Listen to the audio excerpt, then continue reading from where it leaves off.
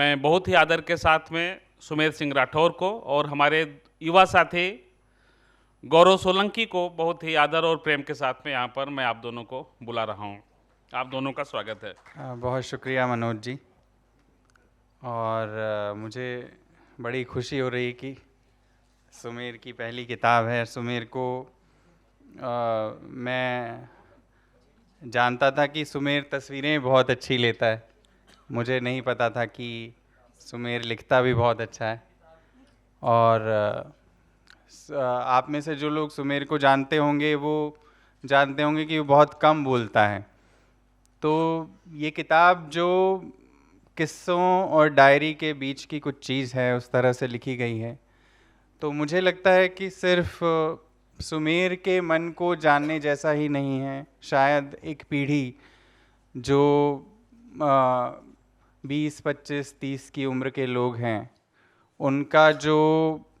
उनकी जो इच्छाएं हैं, उनके जो अनुभव हैं, उनका जो अकेलापन है, उनकी जो उदासी है, उनका जो गुस्सा है, वो एक बहुत ही एक मौलिक सी आवाज़ में सामने आया है। और मैं कुछ हिस्से पढ़ूंगा जो बंजारे की चिट्ठियां हैं, जो चिट्ठियां उसने लिख के शायद खुद के लिए लिखी हैं, किसी और के लिए लिखी हैं। कुछ सिर्फ 2 या 4 लाइनों की हैं, कुछ थोड़ी लंबी हैं। तो मैं कुछ हिस्से पढ़ता हूँ जिससे आपको शायद समझ आएगा जो मैं कहना चाह रहा हूँ। बंजारे बहुत कम झगड़ते थे तो शाम के समय रेडियो का चैनल बदलने पर। कुछ बंजारे बाहर की हवा से गुजरकर आते और सुनना चाहते गीतों की बजाय खबरें। उनको रोक लेती थी बंजारों की छोटी बच्चियां। जिन दिनों बच्चियां रखती मिनी मारो, उस दिन चल जाती थी खबरें और सुनते ही उजड़ जाते थे बंजारों के डेरे। बंजारे खबरों में सुनते थे नई योजनाओं के बारे में। वे चक्कर लगाने लगते दफ्तरों के।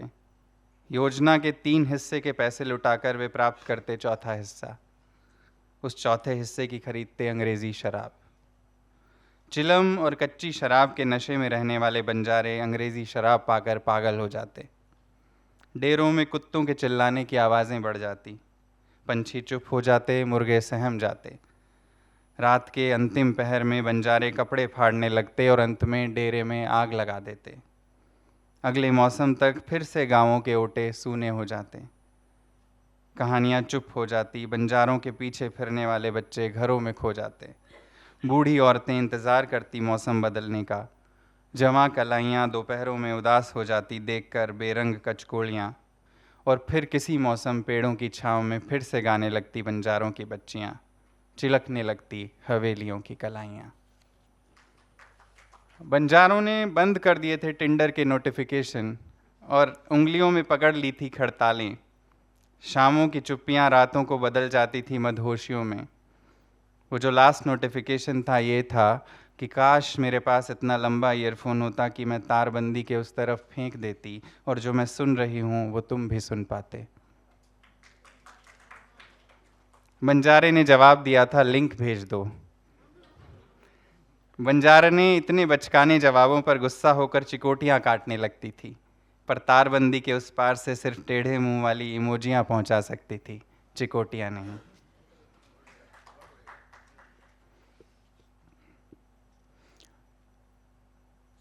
ये वाला मुझे बहुत पसंद है। इसके दृश्य देखिएगा, जो मुझे लगता है एक आदमी, जो तस्वीरों का आदमी जब लिखता है वो कैसे लिखता है। मन उदासियों को ओढ़कर चला था, हौले हौले शहर के इमारतों से अटे रास्तों को पार करता हुआ, रेल की खिड़की पकड़कर अपने रेगिस्तान की ओर। रास्ता कितने बेमन से गुजारा जब तक कि दिख नहीं गई रेत उड़ती हुई। ऐसे लगा जैसे बुरे ख्वाबों वाली कोई रात खत्म हुई है और उग आया है चहचहाहटों से भरा सवेरा। दिखने लगी जब धूल अपने मुल्क की तो मन खिलने लगा, बारिश के बाद रेगिस्तान में बेलों पर खिलाए पीले फूलों की तरह। सारा रेगिस्तान दौड़ रहा था रेल की खिड़की के बाहर। भाग रही थी बोर्डियां उड़ते तीतरों के साथ। झर रहे थे आकड़े के फूल, डालों पर बोलती फाख्ताओं की आवाज़ों के साथ। झूल रही थी खेजड़ी की डालियां लहराते खींपों के बीच में से झांकती हुई। दूर दूर तक बिखरी ढाणियां भाग रही थी बल खाते बाजरे के सुनहरे सिरों से झांकती हुई।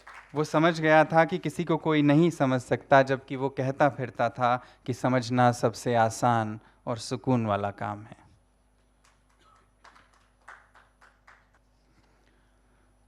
इतनी नज़दीकियाँ कि जिस शहर को जी भर कोसा वही शहर प्यार हो गया, और फिर लगता कि मुझे ही कोई मुझसे छीन रहा हो। भागते पेड़ों के बीच जैसे मैं बिखर कर इधर उधर गिर रहा हूँ।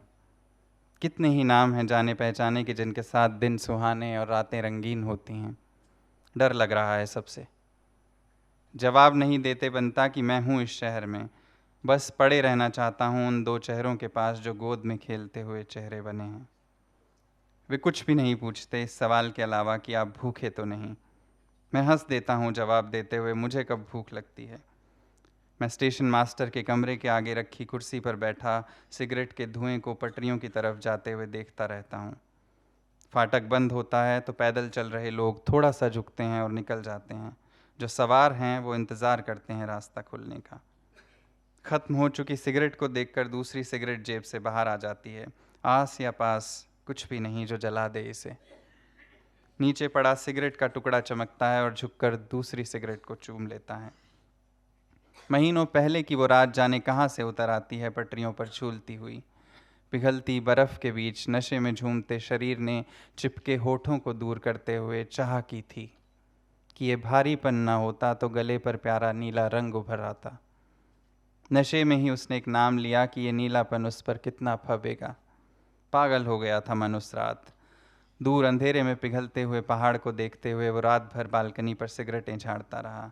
ये नाम क्यों लिया उसने? क्या माथे पर लिखा रह जाता है जहन में अटका रह गया नाम। नाम ने उतार दिया सारा नशा जो नशे को काटने के लिए नसों में घुला था।